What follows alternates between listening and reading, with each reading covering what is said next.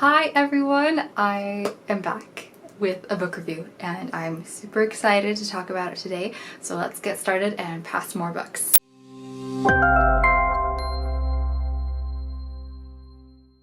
I just finished reading The Bone Shard Daughter by Andrea Stewart. This is a library copy and I had a really fun time reading it overall. I have a few mixed feelings about it, but overall enjoyed it and I am excited to go on and read book 2.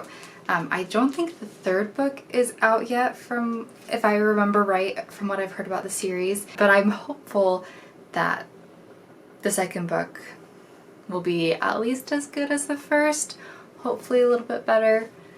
We'll see. Okay, so the general premise of this book is, where do I even start? So this is a fantasy world kind of composed of a bunch of islands that actually move around. They kind of like almost migrate kind of according to different seasons. And there's an emperor who rules all these islands and he uses this magic called bone shard magic to rule these people. And he's very secretive about it, keeps it to himself, and he's going to teach it to his daughter once she proves that she's worthy to be his heir. The problem is his daughter, Lynn, she has this disease that's made her forget her memories, kind of like amnesia. So she only has her memories from the past 3 to 5-ish years, and she's trying to remember who she is, she knows that she's the emperor's daughter, but she just doesn't have memories of her past, and so she's trying to remember these things so that she can gain her father's trust, gain access to the hidden and locked rooms of their palace, and learn this bone shard magic. The thing about this magic is that you use someone's bone shard. All these people throughout the empire have given just a bit of a shard from right behind their ear, from their skull. You use these bone shards to put into these constructs. They're kind of like animals that you can then turn into basically golems that you can command to do things. But if you use somebody else's bone shard, that person, they start to get sick and their life is kind of drained from them faster than if they just lived a normal life. So it's definitely risky, not the most moral magic system. And so there's all sorts of complications and issues that come up with that through the story. So Lynn, the emperor's daughter, is one perspective. There's another perspective. His name is Jovis, and he is a smuggler, and he's kind of wanted by the empire, and then he starts kind of getting roped into smuggling these children out of having to give up their shards, and he's kind of thrown into all sorts of crazy adventures, but all he really wants is to track down this boat that has stolen someone he loves. So he kind of keeps getting deterred from that by kind of being roped into some other adventures. And then there are 3 other perspectives that we kind of get a few times throughout this book. One is a very mysterious person named Sand, who we find doesn't really have any memories of her previous life, kind of like Lynn, so it seems like they have a fairly similar disease perhaps. And she's just kind of stuck on this island where she and everybody else there, they're all kind of in this fog with these memories lost and just kind of doing the same thing every day.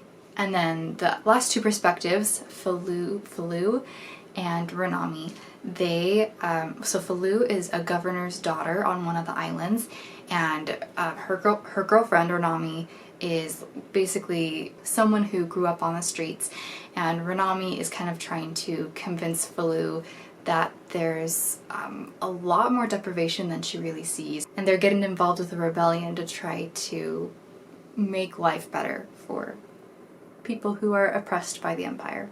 Okay, so there's a lot going on in this story, obviously. There's 5 perspectives, the 2 main ones, Lynn and Jovis, and a lot going on, but it's super fun. There's a lot of intense moments and stuff like that. Okay, so what I'm gonna do to get started is I kind of want to do 3 pros and 3 cons to this story. This is something that I've seen Merphy Napier do on her channel sometimes when she reviews books, and I think it's kind of a fun way to talk about both the good and the bad and kind of get an overall sense of it, so that's what I'm gonna do. So my first pro is the world building. The world building in this book was just so good. So good. There was just so much and so many ideas that I feel I'd never really seen before. First of all, this magic system, the bone shard system and these constructs that you build and the commands that you give them with these bone shards you could tell it was very intricate, but you didn't feel overwhelmed by having to understand everything, and it was just so like new and different, and it was definitely something that like I wouldn't want to like learn to do myself, right? Because it comes at such a heavy cost of like draining someone else's life away slowly, but like it's still right. But it was just so fascinating. There's also like the idea of this empire being made of these islands that are kind of going around, and you get this idea that like maybe some of these islands are sinking, and there's something going on here. I have my theories about like what's really going on with all these islands going around. Anyway, so that's really unique. Oh, and there's even other aspects of the culture just kind of thrown in there. Like for instance, I don't know if this is really common like everywhere in the empire, but some people are in these like marriages that are like 3-way or 4-way or 5-way marriages where there's like multiple men and women in these relationships, and I just thought that was very interesting that you can tell it's almost like, to me, I got the feeling that it was like a group of like 4 or 5 best friends who like decide to go in on this marriage all together rather than just like a couple and a couple or something like that, which was just very interesting and different than I've seen before. So there were a lot of really cool things like that that I just thought were so fun. Okay, so my first con of the book is that I was kind of disappointed with the editing overall. And most books, I'm not like looking for typos and being a picky editor while I'm reading, right? I try to like have on my reading mind and enjoy the story and not like care about that. But probably one of the reasons why I was so picky about it is because I'm very passionate about M-dashes, and this is so silly, but maybe I'll post a picture probably of this, but the way that the M-dashes are formatted is just there are spaces around it. It's not even a real M-dash, it's an N-dash. And then later in the book there was actually a place where they used M-dashes, and they were technically consistent about how they used these, and grammar reasons why, but I prefer the actual M-dash with no spaces around it. I think it's a better format. I also noticed that they tend to default to like this British punctuation style where commas and periods are left outside of quotation marks if they're not part of someone's dialogue, which is a different than the American rule. I know this is getting so technical. Maybe you're like, okay, whatever.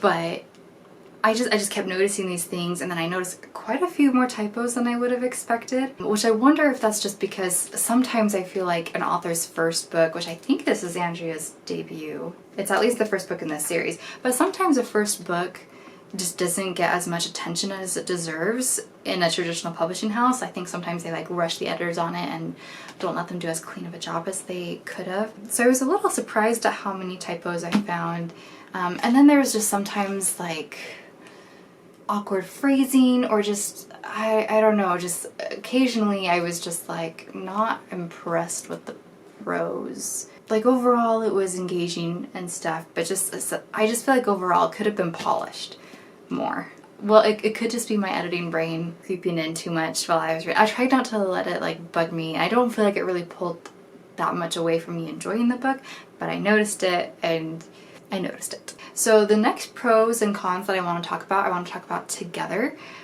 because I just feel like overall the characters, like some were like amazing and I always love to follow them, and others I was just like meh.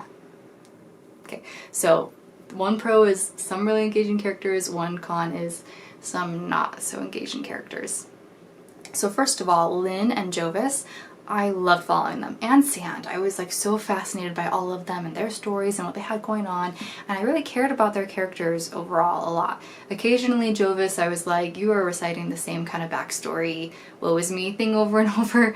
The editing sometimes could have been stronger on that, but overall I really enjoyed Lynn and Jovis and Sand, and I just thought that they were so fascinating. I was always so excited to follow them, even if I wasn't always as interested in what they were doing, because sometimes with Jovis I was like not interested in what he was up to, but I liked him, and so I was excited about like him and his little pet. He has a little pet that learns to talk, and that's really fun. Anyway, and Lynn was so interesting. I'm always a little bit wary of people who like don't have a memory of who they are, because it's very hard then to like get to know them, right? But Lynn, you just had such a good sense of like the root of her character, and even though you didn't have like her past memories and she kept wondering like kind of who she was so driven by what she wanted in the future that like you were just so excited to like solve all these mysteries with her. And as things started coming together, like it was just so exciting and so well done. And Sand was very similar. You didn't really know anything about Sand's past,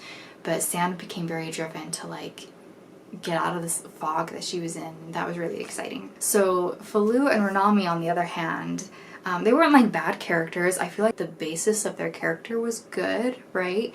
And that they had a lot of potential, but they didn't get a lot of page time, and overall I just felt like there was not a lot of depth to them. I just feel like if we'd had more time to develop them and their story, it would have been so much better. And I'm guessing that maybe editors were trying to like shorten things up with those guys maybe. So I just felt like they were not as developed as they could have been, and so I was often bored by them and I didn't care about them. They just kind of bored me a little bit, especially because like, so Renami was always going on about like the people around them who were suffering, and those people I also like, I didn't care about those people because I didn't like really, I saw one example of their suffering, and that was like it. Whereas like, go to some other side characters, Numin and his family that Lynn was interacting with, they were like so real to me, and I cared about them so much, and I didn't want their shards to be used for the shard magic, and I wanted them to help Lynn,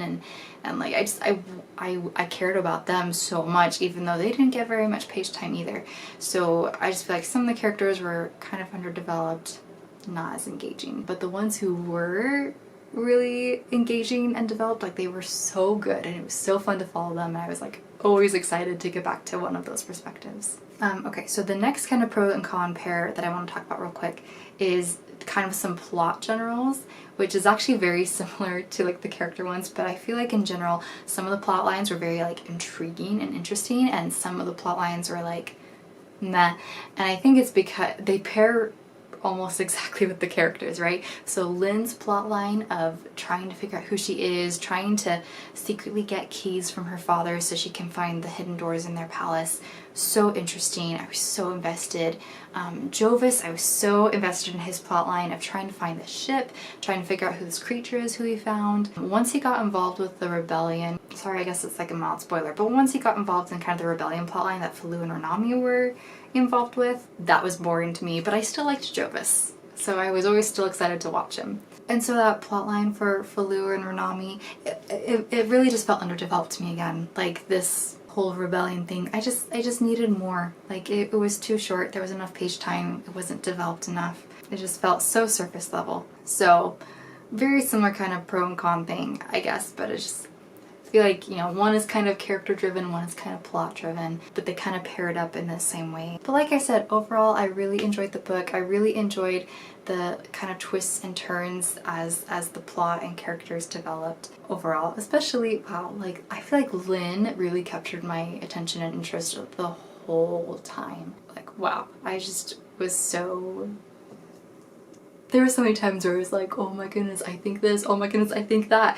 And there was even a couple times where I was like, oh, I think I know who Sand is, and I was wrong with my own guess as I realized, oh, maybe it's this and that, and like, and just things kept happening, and then at the very end I was like, oh, I think Sand is this.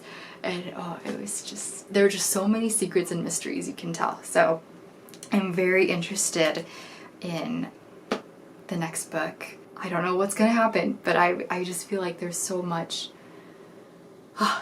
going on. I'm so excited. So anyway, I would definitely recommend The Bone Shard Daughter.